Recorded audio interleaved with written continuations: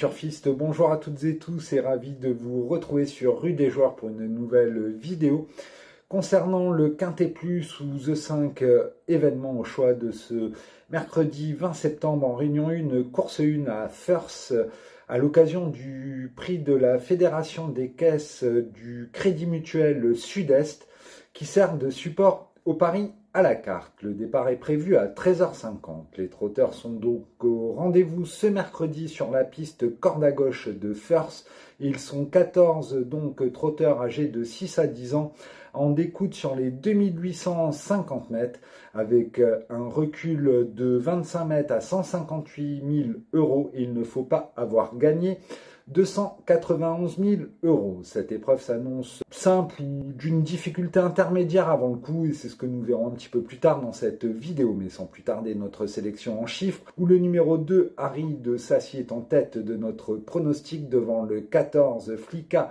Julery, suivi du numéro 3, Hera Datou, du 4, Floralise Dotou, du 10, Ekmul Jack, du 12, Eden Julery, du 8, Give Me Cash et du 9, Falco du Douai. En cas de non partant, nous vous recommandons le numéro 5, Foxtrot Cerise. Maintenant, notre analyse plus en détail, où, comme je vous le disais, le numéro 2, Harry de Sassy, semble être un favori tout indiqué. Il faut dire que l'élève de Jules Leroulet est en gros retard de gain et compte déjà 5 succès cette saison. Il n'a pas démérité en dernier lieu à Vincennes sur les 2850 mètres de la grande piste où il s'est classé 5e en 1:13:7. Il est présenté PA-DP en cette occasion et compte 4 sur 4 dans ces conditions, dont un succès à la clé. Idéalement engagé en tête, le partenaire de François Lagadec pourrait ne pas rater sa cible. Nous lui opposerons le numéro 14, Flicka Julery, qui a été éloigné des pistes 9 mois. Elle a fourni une excellente rentrée au mois de juin à Avignon, se classant 3e. Elle vient de jouer de malchance à Lyon-Paris, puisqu'elle s'est enlevée non loin du poteau d'arrivée, alors qu'elle avait course gagnée. Elle se plaît tout particulièrement sur cette piste de First, affichant 3 sur 4, dont 2 succès. Déférée des postérieurs, la protégée de Jean-Paul Gauvin doit remettre les pendules à l'heure. On peut rappeler que c'est la plus riche du lot et que rendre 25 mètres ne devrait pas lui poser de problème. Ensuite, nous avons retenu le numéro 3, Hera Datou, préparé par l'incontournable Nicolas Hench. Elle a gagné cet été sur la Riviera de Cagnes-sur-Mer et vient d'être prise en note sur l'hippodrome de Marseille-Borelli. Elle est cette fois-ci présentée PADP, affiche 50% dans ses conditions, 2 sur 4, et se retrouve idéalement engagée en tête. On peut donc dès lors compter sur elle. Le 4, Floralise Dotou, a réalisé un très beau mois d'août avec un succès au Sable d'Olonne, suivi d'une 2e place dans le chrono canon d'une 12-4 sur la longue distance de mêlée du Maine.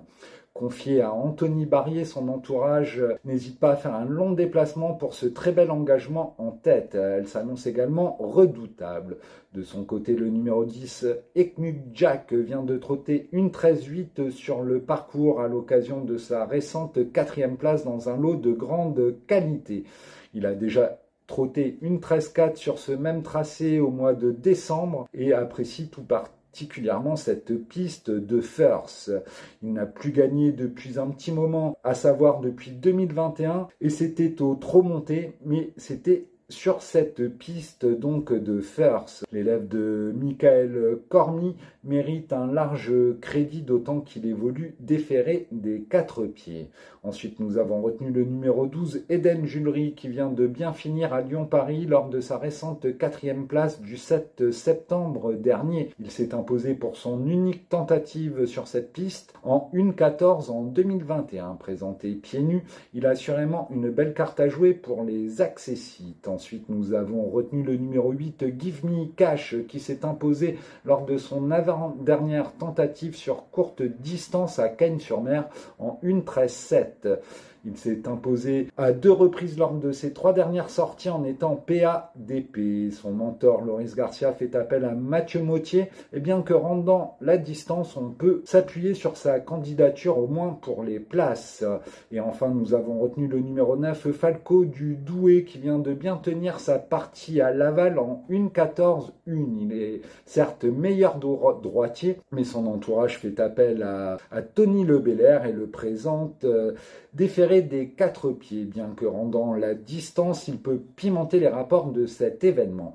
En cas de non partant, je vous rappelle que nous vous conseillons le numéro 5, Foxtrot Cerise. Et donc, pour rappel, notre sélection chiffrée, le 2, le 14, le 3, le 4, le 10, le 12, le 8 et le 9. Et maintenant, un petit conseil de jeu aux E5 ordres où nous vous conseillons un champ réduit avec 4 bases. Les bases, le 2, le 14, le 3, le 4, une croix X suivie des numéros 5, 6, 8, 9, 10 et 12 pour une mise de 3 €. N'oubliez pas que vous pouvez jouer chez nos confrères de The Turf aux E5 Or pour une mise unitaire de seulement 50 centimes d'euros contre 2 € au PMU. N'oubliez pas non plus de nous suivre sur notre chaîne YouTube Rue des Joueurs où vous aurez tous nos pronostics et nos combinés, par exemple pour la Ligue des Champions de ce mardi soir ou éventuellement de ce mercredi soir, mais également notre contenu hippique concernant l'analyse du Quintet Plus. Vous pouvez également nous retrouver sur notre site internet rudesjoueurs.com sur toute